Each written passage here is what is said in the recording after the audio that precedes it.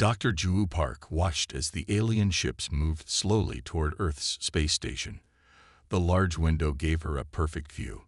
These ships carried important visitors from many worlds. Today was a big day for all humans. "It's quite a sight," said Admiral Han, who stood next to her. Ju nodded without looking away from the window. 7 years. We talked with them for 7 years to get here." The Admiral's face showed no emotion, but Ju knew he had doubts. Not everyone believed joining the Galactic Concordat was good for Earth. Some thought the aliens would limit human growth. "Do you think we made the right choice?" she asked quietly.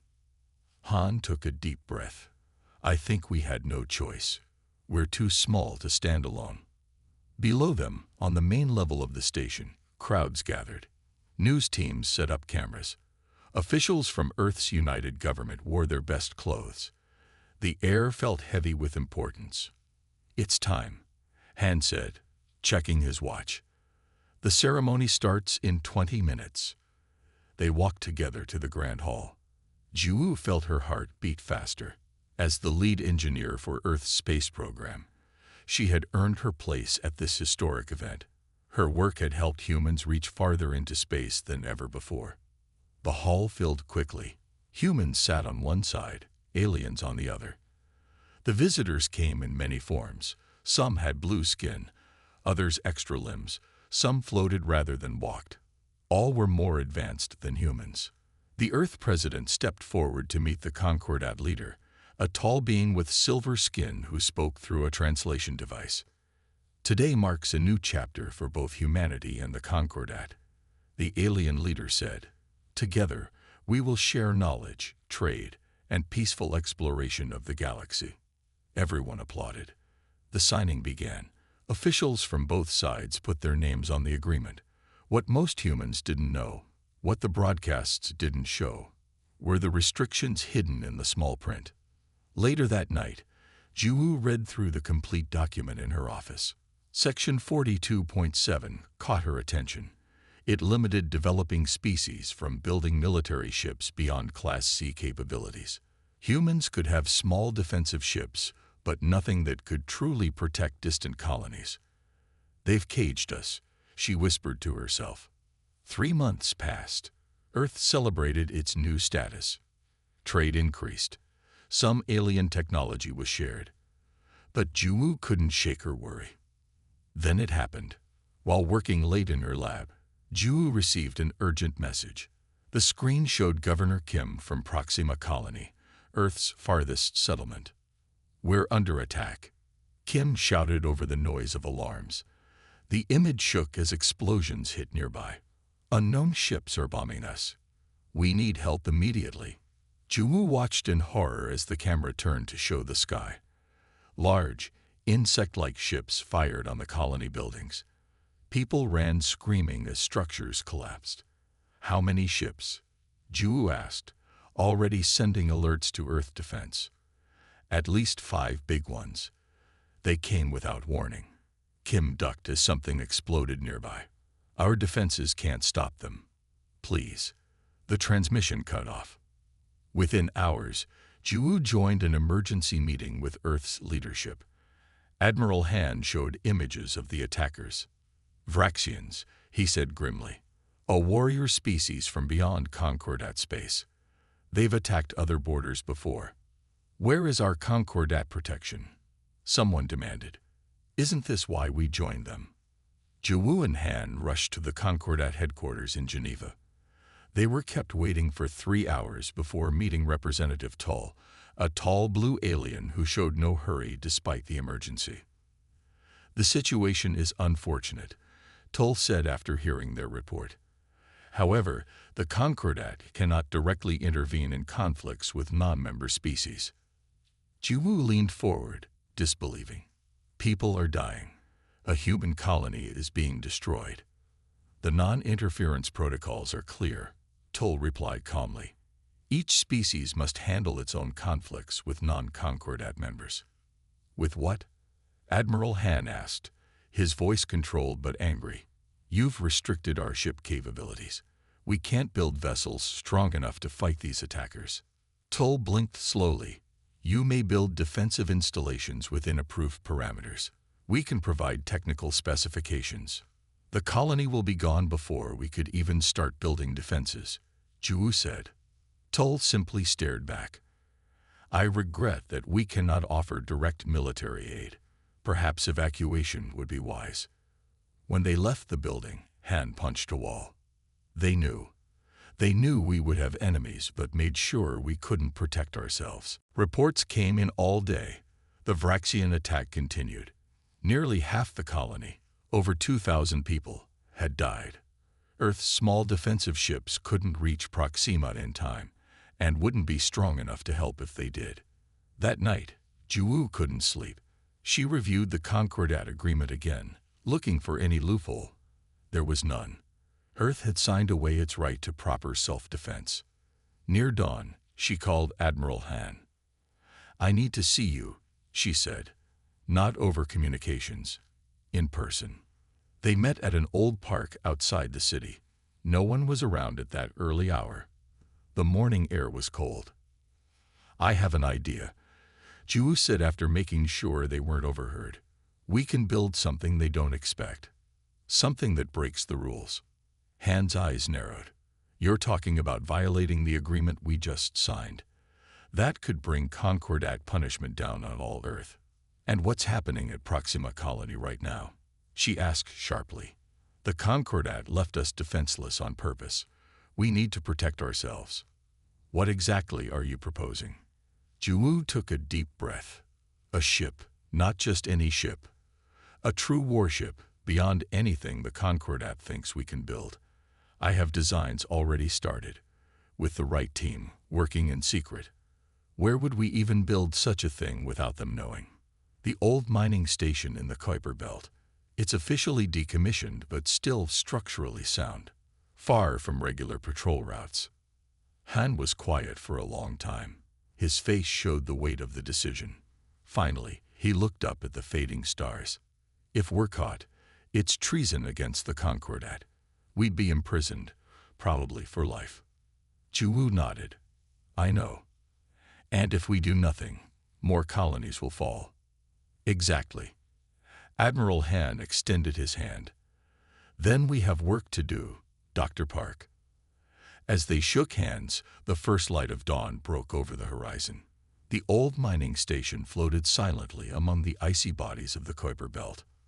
From the outside, it looked abandoned. Metal plates had come loose in places. Warning lights no longer blinked. Supply ships hadn't visited in years. At least, that's what the official records showed. Inside asteroid KV-07346, however, was a different story. The main hangar hummed with activity. Engineers moved between workstations. Welding sparks flew. And in the center of it all stood the beginning of a ship unlike any humanity had built before. Careful with those power couplings, Ju called out as she walked the length of the construction bay. They need to be perfectly aligned. 3 months had passed since her meeting with Admiral Han. Getting here hadn't been easy. They had to select team members who were both brilliant and willing to risk everything. They needed supplies shipped secretly. Most of all, they needed to keep the entire operation hidden from Concordat monitoring. Dr. Park, called a voice from behind her. Ju turned to see Minho, their propulsion expert. He had dark circles under his eyes from working double shifts, but his expression was excited. I think we've solved the engine disguise problem. Ju followed him to his workstation where diagrams filled multiple screens. See these? Minho pointed to engine schematics. Standard research vessel drives, exactly to Concordat specifications. But here, he touched another screen showing internal components. Hidden modifications that allow for military-grade acceleration. When scanned, they'll register as normal civilian engines. How much faster will we be? Ju asked. At least 3 times the speed of anything the Concordat thinks we can build. Minho smiled proudly. They'll never catch us if we don't want to be caught. Across the bay, Do-yeon waved them over to his weapons station. Unlike the others who wore standard work uniforms, Do-yeon still dressed like the military man he had been, with his jacket always perfectly buttoned. "Look at this beauty," he said, patting a large cylindrical device. "Officially, it's a high-powered rock-crushing drill for mining operations. Unofficially, it's a particle cannon that can cut through Vraxian armor like butter." "Will it pass inspection?" Ju asked. Do-hyun nodded confidently. "All components are dual-purpose. Nothing here that isn't found on standard mining equipment. It's how they're arranged that matters." In another section, Yoonji worked with materials that shifted colors under different lights. Her hands moved with precision as she tested sample after sample. "This is the latest version," she explained when Ju came to check her progress. "It absorbs 95% of scanner signals. To most detection systems, will look like a small transport, not a warship." "And the hull strength?" Ju asked. "Stronger than anything in Earth's defense fleet. It can take multiple direct hits and hold together." Ju nodded with approval. Everything was coming together, faster than she had hoped, but still not fast enough. News from Earth's colonies grew worse each week. 2 more settlements had reported Vraxian ships at their borders. The attacks seemed to be following a pattern, moving closer to Earth with each strike. At the far end of the facility, in a quieter room filled with computers, Taeyeon worked alone. Of all the team members, he was the youngest and the most likely to get into trouble with his ideas. When Ju entered, he quickly minimized a screen. "Nothing illegal," he said, seeing her raised eyebrow. "Well, nothing more illegal than everything else we're doing." "Show me," Ju said. Taeyeon reopened the program. Complex code filled the screen, flowing like water as it self-adjusted. "This is Hazel. The name means sunrise in Old Korean. I thought it appropriate for our first step toward a new day for humanity." "And AI?" Ju asked, studying the patterns. "Not just any AI. The Concordat limits our artificial intelligence to basic functions. Hazel is different. She can think strategically, make combat decisions in microseconds, and learn from each encounter." "Isn't that specifically forbidden in Section 29 of the agreement?" Ju asked. Taeyeon nodded, not looking apologetic at all. "Completely forbidden, but also completely necessary if we're going to win against superior forces. Hazel will give us an edge they won't expect." 6 months into the project, their ship had taken shape. It wasn't complete, but the major systems were in place. The outer hull gleamed darkly, absorbing light rather than reflecting it. The engines were installed and ready for initial testing. Weapon systems were being calibrated. That's when Admiral Han arrived with the bad news. "Concordat inspection team," he announced to the gathered engineers. They'd scheduled an audit of all registered human facilities in the outer system, including officially decommissioned ones. A tense silence fell over the group. "How long do we have?" asked Ju. 3 days at most. We need to shut everything down and hide all evidence." Han looked around the room. "If they find this ship, we'll all face Concordat justice, and Earth will lose its only real defense." For the next 72 hours, the team worked frantically to conceal their project. They moved the ship deeper into the asteroid's core. They disguised equipment as abandoned mining gear. They created a false data trail suggesting the facility had been empty for years. Then they waited in darkness. Power systems were reduced to minimum levels. No communications were allowed. 40 people crowded into living quarters designed for 20, speaking in whispers if they spoke at all. Through tiny observation ports, they watched Concordat ships pass through the system. Sleek vessels with strange geometries that didn't match human designs. One ship broke from the others and approached their asteroid. "They're scanning us," whispered Yoonji, watching a small detection device she'd created. Full spectrum sweep. The minutes stretched painfully. No one moved. The air recyclers had been turned down so low that the air grew stale and warm. Sweat beaded on foreheads as they waited. The Concordat ship lingered for almost an hour, then finally moved on. It took 3 full weeks before they deemed it safe to resume work. 3 weeks of lost time while colonies remained under threat. When the lights finally came back on at full power, Juwu called everyone together. "We just got lucky," she told them. "Next time, we might not have warning. We need to finish this ship as quickly as possible." She looked at each team member in turn. "Double shifts from now on. We test systems as they're completed. No waiting for perfection. Good enough to fight is good enough for now." Minho raised his hand. "What about the hull integrity tests? We still need at least a month for proper stress analysis." 2 weeks, Juwu corrected. "And we'll do the final calibrations in transit if necessary." "That's risky," Do-Yun pointed out. "If something fails while we're moving." "Everything about this is risky," Juwu replied firmly. "But not as risky as doing nothing while our people die. We build. We launch. We fight. That's our mission." As the team dispersed to their stations with renewed purpose, Juwu walked alone to the observation deck. Through the viewports, the endless darkness of space stretched before her. Somewhere out there, Vraxian ships continued their attacks while the Concordat did nothing. "We're coming," she whispered to the distant stars. "Just hold on a little longer." Sunwoo moved quietly through the ship's engine room, checking systems and making notes. He had joined the project 2 months ago, and everyone appreciated his work. He never complained about long hours. He always finished his tasks early. The perfect team member. No one knew his real purpose. That night, while others slept, Sunwoo slipped into a small storage room on the outer edge of the asteroid. He removed a panel from the wall, revealing a small communication device, not human technology. His fingers moved quickly over the strange surface. "This is Agent 12, he whispered. "Confirmation of Class A warship construction. Project is approximately 87% complete.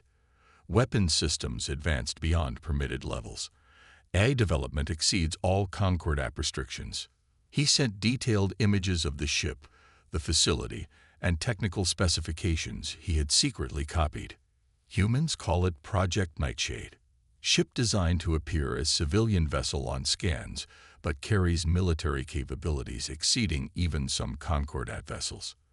Recommend immediate intervention. The device flashed once, confirming his message had been sent to Concordat security. Sunwoo replaced the panel and returned to his quarters. No one had seen him. The next morning, he worked alongside the others, smiling and joking. His eyes, however, watched the clock. The Concordat fleet would arrive soon. Across the system, on a small communications outpost, a human operator noticed unusual signal traffic. The operator, part of Admiral Han's intelligence network, immediately sent an encrypted alert. Han was inspecting the newly installed bridge of the ship when the message reached him. His face remained calm, but those who knew him well could see the tension in his shoulders. "Dr. Park," he said quietly to Juwu. "We need to talk privately." In the small conference room off the main construction area, Han showed her the message. "We've been compromised," he said. "Concordat enforcement fleet launched from their base at Proxima. They'll be here in 6 hours." Juwu's heart raced. "How? We've been so careful. A spy. Has to be someone on the inside." Han's voice was tight. "No time to find out who. We need to decide what to do." They had 3 options: abandon the project and run, stay and try to explain, or launch immediately. None were good. "If we run, all our work is wasted," Juwu said. "If we stay, they'll arrest us and destroy the ship." Han nodded grimly. "That leaves only one choice." 5 minutes later, Juwu called the entire team together. Over 100 engineers, technicians, and support staff gathered in the main bay. The unfinished ship loomed behind her. "We've been betrayed," she announced without preamble.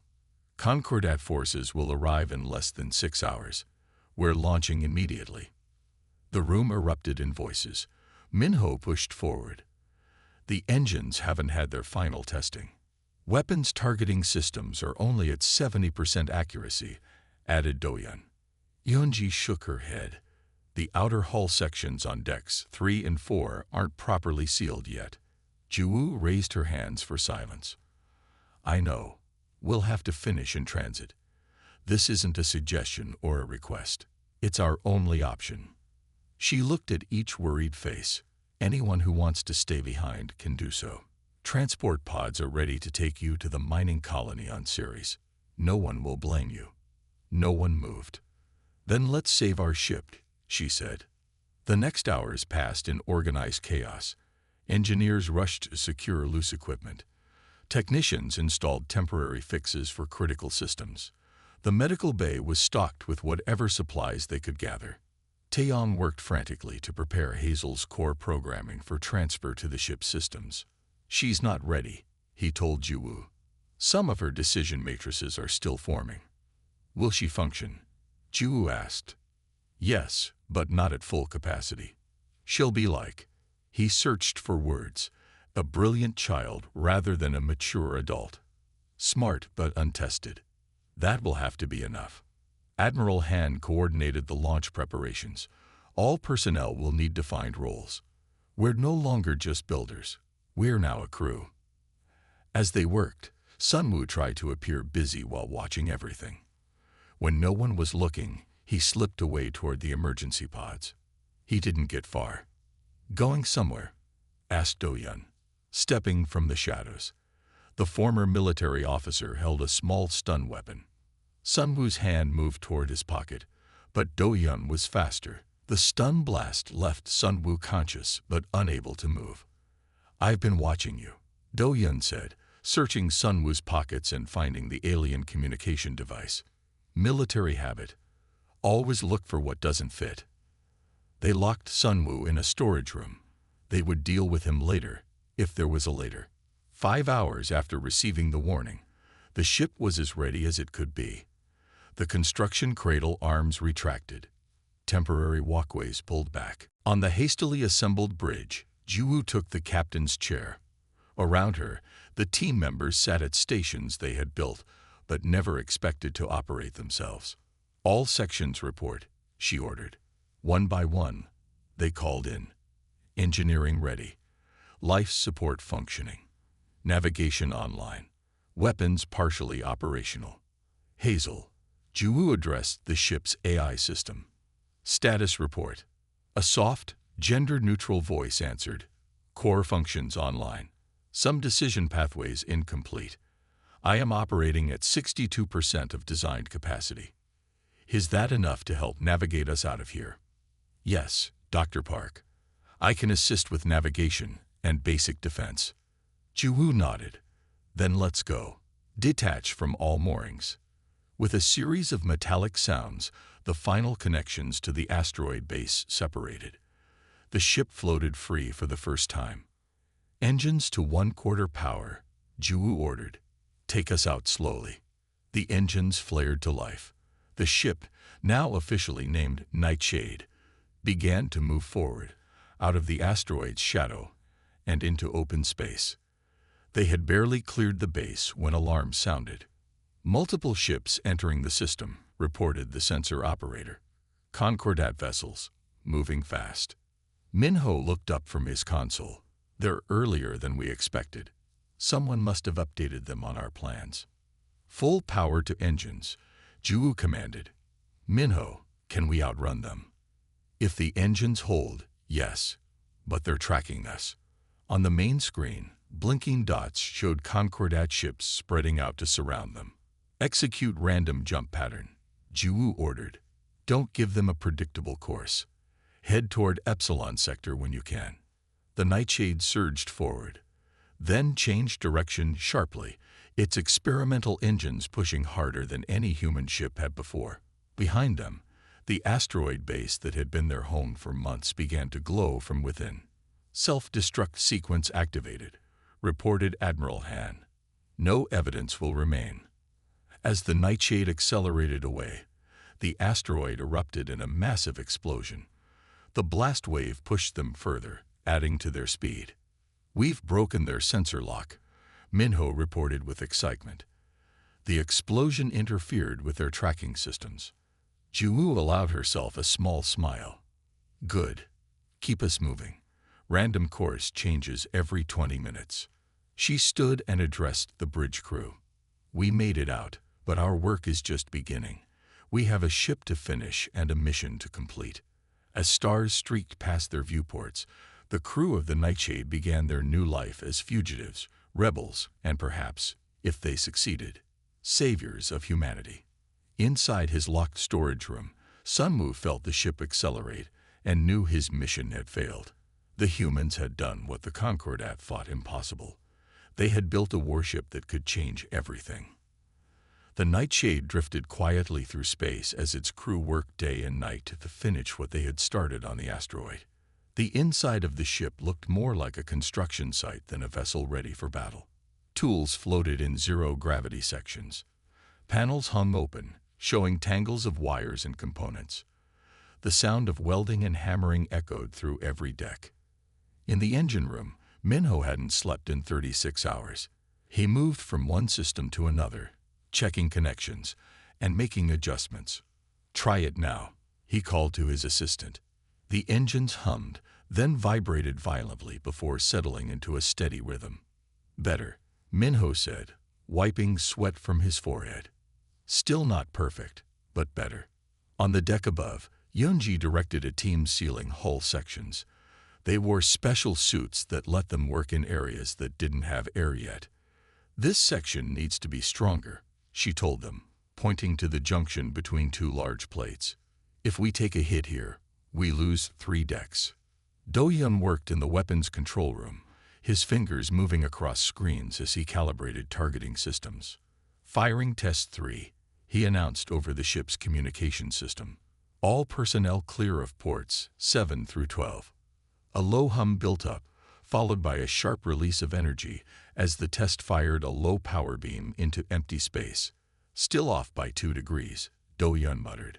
"Not good enough." In his special lab, Taeyong sat surrounded by screens, having a conversation with Hazel, the ship's eye. "When you detect a threat, how do you prioritize your response?" he asked. "I assess likelihood of damage to the ship, then danger to human life, then strategic advantage," Hazel's calm voice replied. "What if protecting human life means losing strategic advantage?" There was a pause. "I am uncertain. My protocols conflict." Taeyong nodded. "That's what we need to fix. You must always prioritize people over abstract goals." On the bridge, Juwu and Admiral Han studied star charts and colony locations. "The Vraxians have hit 4 colonies so far," Han said, pointing to red marks on the map. "Each attack comes closer to Earth." "We need more time," Juwu replied. "The ship still isn't ready for a real fight." The Admiral's face was grim. "I'm not sure time is something we have." As if answering his words, an alert sounded from the communication station. Minho, who had been called to the bridge to discuss engine status, moved to check the incoming signal. "It's a distress call," he announced, his tired face growing even more tense. "From New Hope Colony." Juwu moved quickly to his side. "Put it on speakers." A panicked voice filled the bridge. "To any Earth vessels, we are under attack." "Repeat, New Hope Colony is under attack by Vraxian forces. Our orbital defenses are failing. We have civilians with nowhere to evacuate. Please help us." The message repeated, growing more desperate with each cycle. "How far are we from New Hope?" Juwu asked. "At maximum speed, 6 hours," Minho answered. Juwu looked around the bridge. She saw the doubt in everyone's eyes. The ship wasn't ready. Systems were still being tested. The crew had never worked together in combat. "The colony has 20,000 people," Admiral Han said quietly. That made the decision for her. "Set course for New Hope Colony," Juwu ordered. "Maximum speed. All teams, secure your sections for possible combat." As word spread through the ship, people moved with new urgency. Loose equipment was tied down. Temporary fixes became permanent ones. Everyone prepared for their first real test. Juwu called the senior staff to the bridge. "I know we're not ready," she told them. "But those are our people. We can't let another colony fall." "The engines will hold," Minho promised. I've done everything possible. Weapons are at 82% accuracy, Do-hyun reported. Not perfect, but we can hit what we aim at. Hull integrity is good enough, Yeonji added. We can take some damage. Taeyong looked less certain. Hazel is still learning. Some combat scenarios haven't been fully programmed. We'll have to trust her instincts, Ju said. Just like we're trusting ours. For 6 hours, the Nightshade pushed its engines to their limits. Warning lights flashed, but were ignored. The ship shuddered at times but held together. When they finally reached the New Hope system, they slowed to observe the situation. The sight on their screens made them all fall silent. 3 large Vraxian destroyers surrounded the colony, firing continuously at its failing shields. The orbital defense stations were already destroyed, floating as broken pieces. The colony itself, a beautiful structure built into a small moon, showed signs of damage where the shields had failed. Scan the Vraxian ships, Ju ordered. Full analysis. They haven't detected us, Do-hyun reported with surprise. Our stealth systems are actually working. Hazel, Ju addressed the AI. I need a combat assessment. The AI's voice was calm and clear. Analysis complete. Vraxian vessels possess superior firepower, but show predictable targeting patterns. Their shield configuration suggests a weakness to phase-shifted energy weapons. Recommendation: approach from solar direction to maximize sensor interference and attack the lead vessel's engine section first. Ju looked at Admiral Han, who nodded slightly. Sound battle stations, Ju ordered. All personnel to emergency positions. Minho, take us in along Hazel's recommended approach vector. Throughout the ship, people strapped into stations. Some looked afraid, others determined. None had ever been in real combat before. The Nightshade moved silently toward the system's sun, then used its light as cover. The brilliant radiation would make them nearly impossible to detect until they were ready to strike. Weapons range in 30 seconds, Do-hyun reported, his hand steady on the targeting controls. Hazel, coordinate our approach with Do-hyun's targeting, Ju said. Understood, Dr. Park. Optimal firing solution prepared. The bridge was silent except for the soft sound of equipment. Ju felt her heart pounding, but kept her voice steady. Fire when ready. The Nightshade's weapons discharge, sending streams of energy toward the nearest Vraxian destroyer. The phase-shifted beams passed through the enemy ship's shields, as if they weren't there, striking directly at its engine section. The Vraxian ship's rear erupted in explosions as its power core destabilized. Direct hit, Do-hyun exclaimed. Their main engines are offline. For a moment, the other Vraxian ships seemed confused, turning in different directions to find their attacker. They've detected us, Minho warned. Multiple weapons locking on. Evasive pattern Delta, Ju commanded. Hazel, suggest next target. The ship responded with surprising agility, twisting away from the position where it had fired.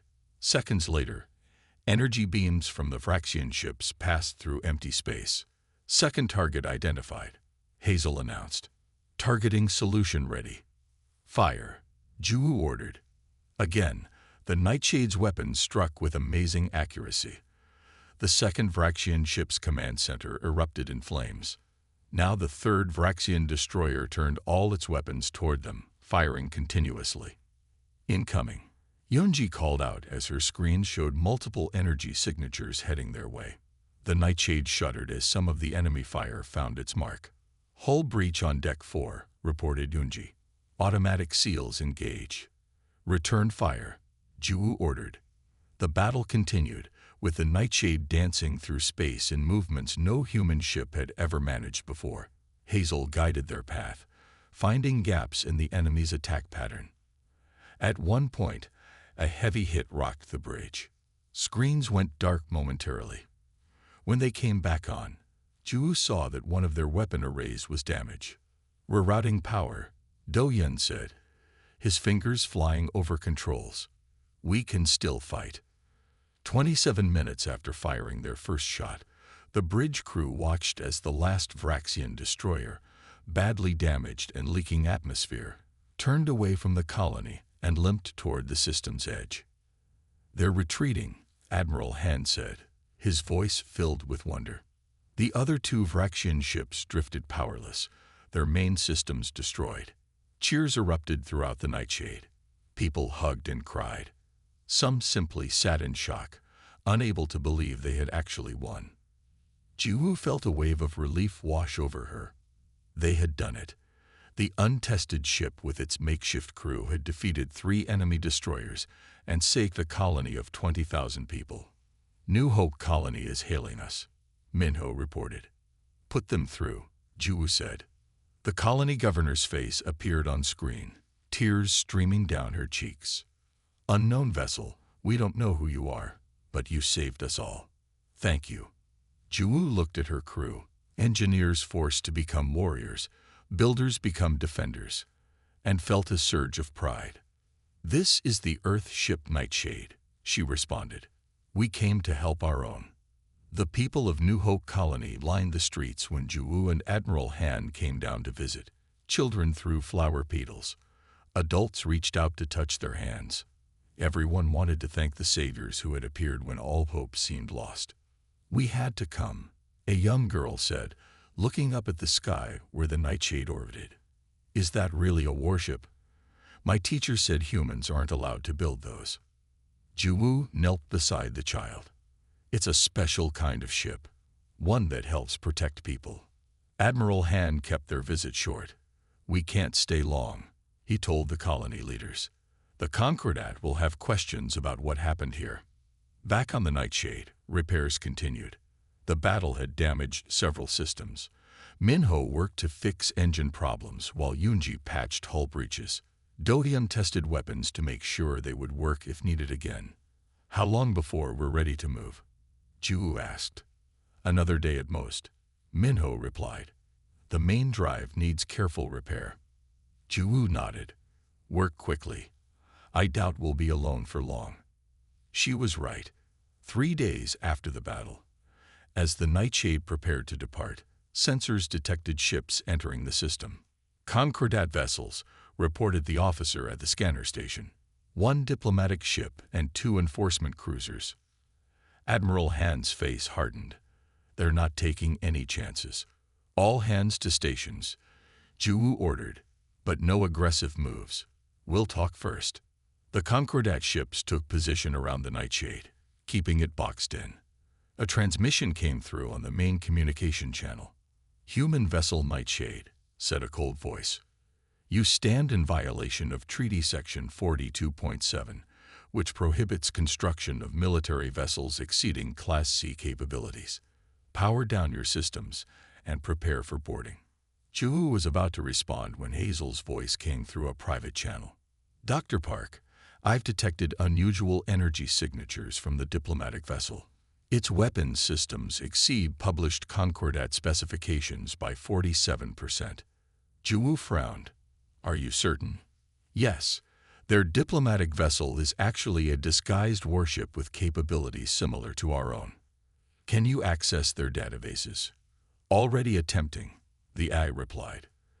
"Their security is complex, but I have found an entry point through their communication systems." Jiwoo turned to Admiral Han. "We need time. Stall them." The Admiral opened a channel. "This is Admiral Han of the research vessel Nightshade. We require 1 hour to power down safely. Our systems are in a delicate repair cycle." The Concordat ships maintained position as Hazel worked. On the bridge, Jiwoo and her senior officers waited anxiously. "I have accessed their secure files," Hazel announced finally. "Downloading relevant data now." What appeared on their screens made everyone fall silent. Document after document showed secret meetings between certain Concordat officials and Vraxian leaders. Weapons diagrams, transfer schedules, payment records. "They've been arming the Vraxians," Taeyong said in disbelief, "while keeping us from building our own defenses." "Not the entire Concordat," Hazel clarified. "A faction within it, led by Representative Tull's species, They appear to be using the Vraxians to eliminate potential competition. Like us, Ju said quietly. When the Concordat boarding party arrived an hour later, Ju met them at the airlock. 6 armed guards surrounded Representative Tull, whose blue skin seemed paler than usual. "Dr. Park," Tull said stiffly, "you and your crew are under arrest for treaty violations. This vessel will be confiscated and destroyed." Ju smiled calmly. "Before we proceed, Representative, I think you should see what we've discovered." She handed Tull a datapad. The blue alien's 4 eyes widened as he scrolled through the information. "This is fabricated," he stammered. "Every document is authenticated with Concordat security codes." Ju replied. "Your own security codes, in many cases. I particularly found interesting the meeting you had with Braxian Commander Tak 3 months ago, where you provided the shield frequencies for human colonies." Tull's guards looked at each other uncertainly. "The Concordat Council will receive this information within the hour," Ju continued, "unless we can reach an understanding." Tull's face showed a mix of anger and fear. "What do you want?" "Justice, safety for human colonies, and a revision of our treaty status." For the next 6 hours, Tull stayed aboard the Nightshade, locked in discussions with Ju and Admiral Han. Multiple transmissions went back and forth to Concordat Central Command. The crew waited nervously. If the rest of the Concordat supported Tull's faction, the Nightshade might have to fight its way out, a battle it might not win against 3 ships. Finally, Tull emerged from the meeting room. The blue alien looked defeated. "The Council has reassessed humanity's classification," he announced stiffly. "You will be granted provisional Class B development rights, including limited defensive fleet construction." "And the Vraxian attacks?" Admiral Han pressed. "A Concordat peacekeeping force will be dispatched to create a buffer zone. Those responsible for arming them will face investigation." "And the Nightshade?" Ju asked. Tull's face showed clear disgust. "Your vessel is provisionally recognized as a legal prototype under the new classification. You may retain it for defensive purposes." After the Concordat representatives departed, the crew gathered in the main hall to hear the news. Cheers erupted when Ju explained what had happened. "Does this mean we're not criminals anymore?" Minho asked with a grin. "It means we're pioneers," Admiral Han replied. "The Nightshade will be the first of a new fleet." As the celebration continued, Ju slipped away to the quiet of the observation deck. She stared out at the stars and the distant shapes of the departing Concordat ships. Admiral Han found her there a while later. "You should be celebrating," he said. "You've changed everything. Not just for Earth, but possibly for the entire Concordat. Other developing species will demand the same rights now." Ju nodded. "I keep thinking about all those who died in the colonies while we built this ship. All those we couldn't save. We can save the next ones," Han said gently. "That has to be enough." Hazel's voice joined their conversation through the room's speakers. "Based on current diplomatic patterns and the revealed corruption, I calculate an 82% probability that humanity will achieve full Concordat membership within 5 years." "That fast?" Han asked with surprise. "Yes. The evidence we provided has created significant disruption in Concordat power structures. Many members now see humans as valuable allies against the corrupt factions." Ju finally smiled. "Then perhaps we can help build something better than the Concordat. Something truly just." As New Hope Colony rotated below them, its lights twinkling against the darkness, Ju felt a weight lift from her shoulders. They had started by breaking rules to save their people. They had ended by changing the rules for everyone. In the ship's hold, the captured spy Sunwoo sat in his cell, watching as 2 guards approached. "What happens to me now?" he asked. "You're going back to the Concordat," one guard answered, "as part of the new agreement. But first, Dr. Park wants you to see something." They escorted him to a viewport overlooking the colony. "These are the people you would have let die," the guard said simply. "Remember their faces." As Sunwoo looked down at the rebuilt colony, at children playing in parks, and families walking together under artificial sunlight. He understood for the first time what the humans had been fighting for. Not power or dominance, but simply the right to protect their own. When the nightshade finally left New Hope 3 days later, it flew proudly, no longer hiding. Its hull gleamed in the sunlight, a testament to what determination could accomplish against impossible odds. "Where to now, Captain?" Minho asked from his station. Juwu looked at her crew, once builders, now defenders, perhaps someday peacemakers. "Home," she said. "We're going home." The end.